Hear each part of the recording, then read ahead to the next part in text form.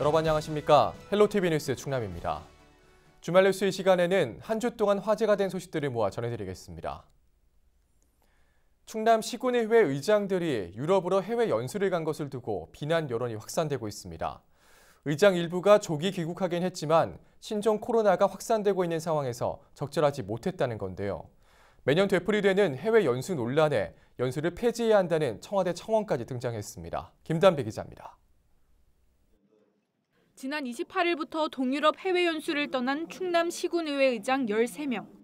신종 코로나 바이러스 감염병 사태 속에서 해외 연수를 간 사실이 알려지면서 비난 여론이 들끓었고 청양군 의장과 아산시 의장은 결국 조기 귀국했습니다. 청양군 의회 관계자는 공식 방문 등 사전 약속이 잡혀 있어 어쩔 수 없이 연수에 참가하게 됐다며 신종 코로나 바이러스 확산으로 일정을 중단하기로 결정했다고 밝혔습니다. 하지만 논란은 좀처럼 수그러들지 않고 있습니다. 이번 해외 연수에 들어간 비용은 1인당 370만 원, 수행원까지 포함하면 1억 원이 경비로 투입됐습니다. 해당 비용은 충남 지역 각 기초의회의 분담금으로 결국 세금으로 마련됐기 때문입니다. 전체 7박 9일 일정 가운데 일정표 대부분이 문화탐방으로 구성됐다는 것도 문제입니다. 세금을 사용해서 해외 연수라는 명목으로 여행성 연수를 가는 것에 대해서 매우 반대를 해왔습니다. 더욱더 이렇게 자제했어야 되고, 우리 이런 것들을 계획 세울 때부터 좀 의장단들이라면 좀 국민한테 좀 물어보고 가는 어쩔 수 없이 여행으로 보일 수밖에 없는 거예요.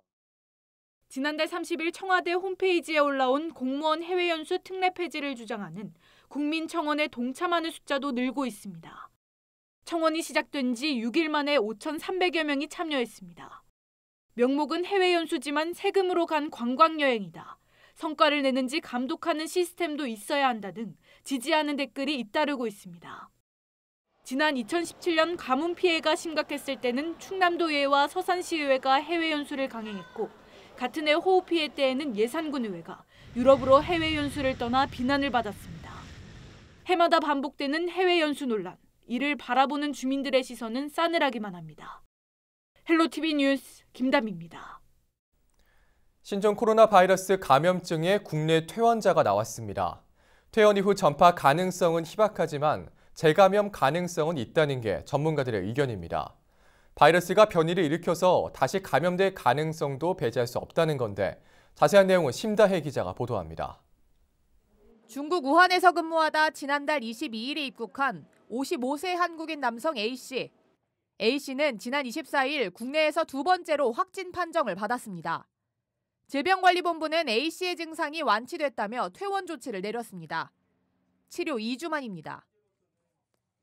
24시간 간격으로 두 번 검사가 음성인 경우라는 그런 기존의 기준이 있고요. 증상이 호전되고 48시간이 경과한 후에 두 번 검사에서 음성을 하는 게 어떠냐라는 그런 의견 두 가지 안에 대해서 전문가들이 검토를 하고 있는 상황입니다. 이 입원 환자인 경우에는 두 가지 조건을 다 충족한 그런 상황이어서 일단 퇴원 결정이 된 상황입니다. 전문가들은 환자가 퇴원한 이후 감염증을 전파할 가능성은 희박하다고 입을 모읍니다. 대부분은 퇴원 전에 음성으로 두 번이 확진이 된다는 거는 거의 바이러스가 완전히 소멸됐다고 보면 되니까 걱정하실 건 없을 것 같습니다. 대부분 퇴원할 때는 바이러스가 디텍션 안 되는 상태에서 그것도 한 번이 아니라 두 번 이상 해가지고 퇴원하는 걸로 알고 있는데 여러 국민들이 그렇게 걱정할 필요는 없죠. 하지만 재감염의 가능성은 거론되고 있습니다. 항체의 지속기간이 불확실해 다시 감염될 수 있다는 겁니다. 초기에는 항체가 있으니까 바로 감염이 다시 일어나는 일은 거의 없을 거라고 보는데 생겨난 항체가 얼마나 오래 갈지는 몰라요. 재감염의 가능성, 누구한테 옮았을 때 이거는 알 수 없어요. 또 바이러스가 변이를 일으켜서 재감염될 가능성도 완전히 배제할 수는 없습니다. 돌연 변이가 생겨 재감염이 될 수는 있지만 극히 드물겠죠. 사실은 대부분은 없어요. 재감염이 되려면 뭔가 그 돌연 변이 바이러스가 새로 생기거나 아니면 그 환자분이 알았는데 항체가 너무 갑자기 확 떨어져서 생기는데 대부분의 어떤 뭐 홍역이나 우리 바이러스 같은 경우는 몸에 들어오면 그 몸에서 이겨내야지 완치가 되는 거거든요. 이겨내면서 항체가 형성이 되기 때문에 그 똑같은 균이 들어올 때는 대부분 이겨낼 수가 있으세요. 이번 환자 A씨와 접촉했던 인원들에 대한 자가 격리 조치는 오는 7일 순차적으로 해제됩니다. 헬로티비 뉴스 심다혜입니다. 신종 코로나 바이러스는 비말, 즉 튀는 침방울을 통해 전염되는 호흡기 감염병으로 알려져 있습니다. 그래서 환자와 밀착 접촉을 하면 감염될 우려가 있는 건데요. 실제로 기침이나 재채기를 할 때 침이 어디까지 튀는지, 그 밖에 또 다른 전염 경로는 없는지 한보모 기자가 알아봤습니다. 재채기를 할 때 침은 과연 어디까지 날아갈까요? 식용색소를 활용해 지금부터 거리를 직접 재보겠습니다. 먼저 아무것도 가리지 않은 상태에서 재채기를 해봤습니다.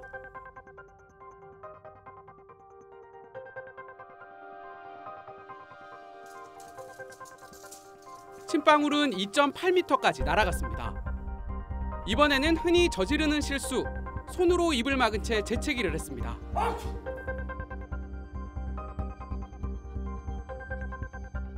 거리는 2.1m로 조금 줄어들었습니다. 이번엔 기침 매너로 권장되는 방법으로 팔꿈치 쪽 옷소매로 막아봤습니다. 더 줄어든 1.8m로 측정됩니다. 아무것도 하지 않았을 때보다 1m가 줄었습니다. 마스크를 착용하면 어떨까? 방한용으로도 사용되는 면 마스크를 써봤습니다. 눈에 보이는 침방울은 없었습니다. WHO가 의료인에게 착용을 권고하는 KF94 마스크 역시 같은 결과를 보였습니다. 제한된 거리 내에서 특히나 이제 비말이 입이나 코, 강물을 통해서 들어올 가능성이 있는 경우에 발생할 수 있는 거죠. 손 마스크는 또 이렇게 빨아서 사용하실 수 있잖아요. 그래서 깨끗하게 하셔서 자주 교체하거나 빨아서 쓰시거나 이러면은 괜찮을 것 같습니다. 중국에서는 확진 환자의 집 현관문 손잡이에서 바이러스가 검출됐다는 보도도 나왔습니다.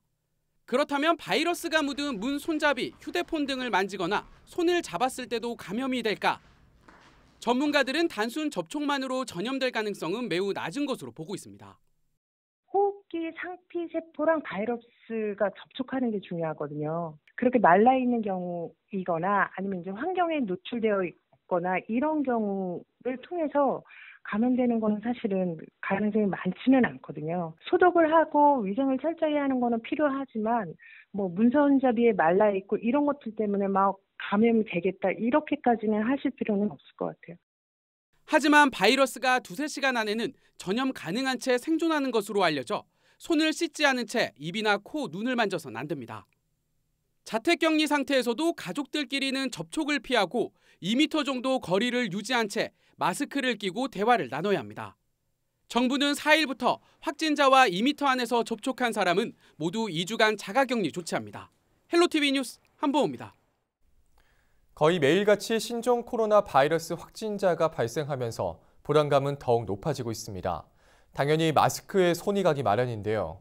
마스크 제조업체는 얼마 전부터 24시간 공장을 가동하고 있지만 폭주하는 주문량을 맞추지 못하고 있습니다. 이지훈 기자입니다.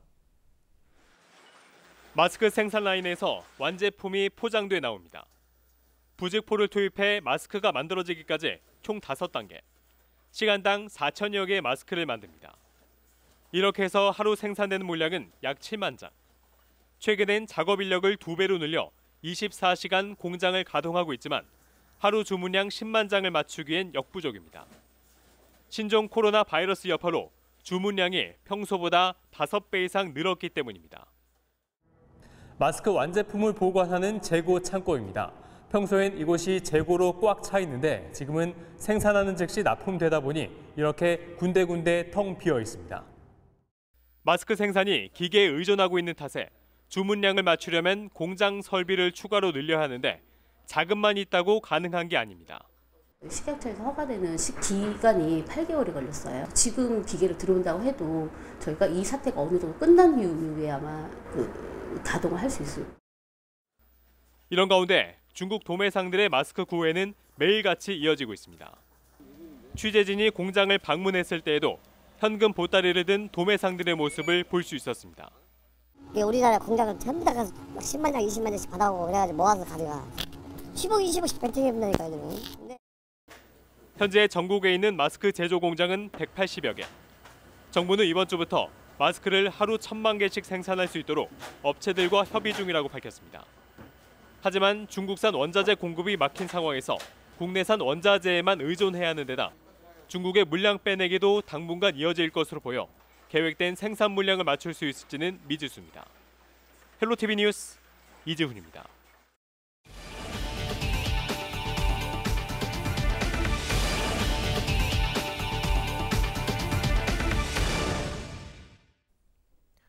마을 한가운데 공동묘지가 자리 잡고 있다면 어떨까요? 태안에선 공동묘지를 정리해달라는 주민들의 요구가 끊이지 않고 있습니다. 태안군이 직접 정비에 나섰습니다. 한보모 기자입니다. 태안의 한 공동묘지, 일제강점기 때 생긴 것으로 추정됩니다. 신원이 확인되지 않은 무용고자 1,700여 명이 이곳에 묻혀 있습니다. 그런데 묘지 바로 옆에 있는 민가와 농경지가 눈에 띕니다. 실제로 이곳 주변에는 20여 가구가 모여 살고 있습니다. 주민들은 마을 중심에 공동묘지가 위치해 정서적 어려움 등을 겪어왔다고 말합니다. 공동묘지로 인해서 그동안 많은 불편을 겪어왔습니다. 생활 속이나 여러 면에서 어려움을 겪었었는데 환경적으로나 여러 면에서 공동묘지가 없어지면 첫째 좋겠죠. 첫째는 이제 마을 한가운데 있으니까요. 마을 전체가 이제 확 이렇게 변화가 있으라. 상황이 이렇자 태안군이 공동묘지 정리에 나섰습니다. 유골을 화장해 관련법에 따라 정해진 시설에 뿌리거나 안치하기로 한 겁니다. 올해는 시범적으로 마금리 한 곳에 군비 18억 원을 들여 정비를 추진합니다. 이후엔 섬 한 곳을 제외한 전체 공동묘지 24곳으로 확대할 계획입니다. 여기엔 무용고자 묘뿐만 아니라 자손 등 사람의 관리가 이루어지고 있는 묘도 포함됩니다. 연고자 동의와 보상 절차 등을 밟을 예정입니다. 이렇게 기초지자체 예산만으로 대대적인 공동묘지 정비 사업을 실시하는 건 전국에서 태안이 처음입니다. 공동묘지가 가이드 섬을 제외하고 24가운데가 있는데 7천여 기가 있습니다. 그래서 금년과 내후년까지 계속해서 연차 사업으로 추진을 하고요. 그 이후에 주민들의 반응과 여건을 감안을 하면서 언젠가는 순차적으로 정비가 다 돼야 된다. 정리를 마친 공동묘지 부지에는 주민과 논의를 거쳐 편의시설이나 관광시설 등이 들어설 전망입니다. 헬로티비 뉴스 한보호입니다. 김홍장 당진시장이 신년 기자회견에서 당진 평택항 매립지 관할권 회복에 대한 기대를 내비쳤습니다. 신종 코로나 바이러스가 확산되면서 충남 체육대회 등 행사 개최는 상황에 따라 판단하겠다고 밝혔습니다. 보도에 김단비 기자입니다. 10여 년이 넘게 지속되고 있는 당진 평택항 매립지 관할권 논란. 김홍장 당진시장은 신년 기자회견에서 올해 안에 헌법재판소의 최종 판결이 나올 것으로 전망했습니다. 매립지 관할권에 둘러싼 당진시와 평택시의 법적 분쟁으로 예산과 행정이 낭비됐다며 이제라도 잘못을 바로잡고 당진시의 자치권을 돌려줄 것을 요구했습니다. 당진시의 자치권을 회복하고 잘못된 것을 정부가 또 대법과 헌법재판소에 바로 잡아주기를 기대하고요. 다시는 이런 일이 번복돼서는 안 되겠다고 생각되고 차제에 국가의 이런 올바른 판단을 통해서 지방정부나 국가가 예산 낭비, 행정 낭비 또 시민들이 소모적인 그런 어려움이 겪지 않도록 바로 잡아야 될 줄 알고 또 그렇게 기대하고 있습니다. 기자회견에선 읍면동 순방과 6월 충청남도 체육대회 등 행사 개최에 대한 우려도 제기됐습니다. 신종 코로나 바이러스 감염증이 확산되고 있는 상황에서 많은 사람이 한 곳에 몰리는 행사를 열어도 괜찮냐는 겁니다. 김 시장은 이달 중순 예정이었던 순방은 총선 이후로 진행하는 방안을 검토하겠다고 밝혔습니다. 체육대회는 신종 코로나 사태가 지속될 경우 체육회와의 논의를 통해 개최 여부를 신중히 판단할 방침입니다. 체육대회 지원단 또 우리 체육 TF팀을 구성해서 지금 철저하게 준비하고 있다는 말씀드립니다. 이런 계속된다면 최전도 다른 광역시도도 좀 보고 또 상황들을 봐가면서 신중하게 검토를 하겠고요. 관련해서 우리 충청남도 체육회나 우리 시체육회 관계들과 이런 걸 면밀히 주시하면서 이 밖에 부곡공단 땅꺼짐 문제에 대해선 최근 한전이 제출한 최종 용역 보고서를 검토 중에 있다며 문제가 있으면 강력한 행정 조치를 하겠다고 전했습니다. 헬로티비 뉴스 김다미입니다. 대형 대기 오염물질 배출 사업장이 입주해 있는 서산과 당진을 중심으로 악취 실태 조사가 진행됩니다. 충남도 보건환경연구원은 오는 10월까지 주 야간에 걸쳐 악취 실태 조사를 8번 진행한다고 밝혔습니다. 조사 대상은 서산 대산 대죽 석유화학단지와 당진 부곡 국가산단 등 6개 관리지역 20개 지점입니다. 복합 악취가 기준 이상으로 나타날 때는 추가 검사가 실시되며 조사 결과는 충남도 누리집을 통해 공개됩니다. 충남도가 마스크와 손 소독제 등 신종 코로나 바이러스 관련 용품에 대해 사재기 등 불공정 거래 행위를 단속합니다. 충남도는 신종 코로나 바이러스 확산에 따라 마스크와 손 소독제 가격 인상과 매점 매석 등 불공정 거래가 우려된다고 밝혔습니다. 또 기획재정부에 관련 용품 최고 가격 지정과 매점 매석 행위 금지 고시를 건의했으며 각 시군에는 물가 대책 상황실이 운영됩니다. 도는 가격 인상과 가격 표시제 이행 여부를 매일 점검하고 적발업소에 대해서는 고발 등 강력한 조치를 할 계획입니다. 충남시군이 골목상권 활성화를 위해 발행한 지역사랑 상품권이 인기를 끌고 있습니다. 상품권을 구매하면 할인 혜택이 5에서 10% 적용되고 지역경제와 소상공인에게 도움이 된다는 인식이 확산되면서 호응을 얻고 있다는 분석입니다. 서산시는 지난해 하반기 70억 원 규모로 발행한 서산사랑 상품권이 조기 소진돼 올해 초 상품권 100억 원 규모를 추가 발행했습니다. 다음 달부터 모바일 상품권도 처음으로 도입할 예정입니다. 당진시도 지난해 10억 원 규모로 발행한 당진사랑 상품권이 조기 매진됨에 따라 20억 원어치를 추가 발행했습니다. 충남 지역 사랑의 온도탑 온도가 94도에 머물면서 2년 연속 모금액 달성에 실패했습니다. 지난달 31일 종료된 사랑의 온도탑 모금액은 157억 7천만 원으로 목표액보다 10억 원 이상 적었습니다. 캠페인이 시작된 1998년 이후 사랑의 온도탑이 100도를 넘지 못한 건 지난해에 이어 두 번째입니다. 충남 사회복지공동모금회는 경기 침체 영향으로 기부액이 전반적으로 줄어든 것으로 보고 있습니다. 충남도 교육청이 도내 학원과 교습소 등을 대상으로 점검을 시행해 332건의 행정 처분을 내렸습니다. 위반 항목으로는 교습비 위반 관련이 31건으로 가장 많았고 학원 장부 비치 의무 위반과 무자격 강사 채용, 학원 등록사항 게시 의무 위반이 뒤를 이었습니다. 도교육청은 이들 학원에 4,200만 원의 과태료를 부과했으며 교습소 5곳은 등록 말소, 12곳은 정지 처분을 내렸습니다. 충남도 교육청은 고액 입시 학원 등에 대한 상시 점검을 강화할 계획입니다. 18세로 선거권이 확대됨에 따라 충남도 교육청이 올바른 선거권 행사를 위한 교육을 실시합니다. 도교육청은 학생 유권자와 교직원이 공직선거법 이해 부족으로 선거법 위반 사례가 발생하지 않도록 충남 선관위 등과 함께 선거 교육을 실시한다고 밝혔습니다. 이를 위해 참정권 선거 교육 추진단을 구성하고 프로그램 기획과 교육자료 개발 등에 나섭니다. 충남 지역 18세 유권자는 약 6,400명으로 오는 4월 15일 생애 첫 선거권을 행사할 전망입니다. 충남도가 청년들의 주거비 부담을 줄이기 위해 전월세 등 임차료를 지원합니다. 도는 청년 독립세대에 대한 주거비 지원 신청자를 도 홈페이지를 통해 모집한다고 밝혔습니다. 지원 대상은 충남에 주소를 두거나 충남에 있는 대학 또는 직장에 재학 재직 중인 만 19세 이상 34세 이하 무주택 세대주 청년입니다.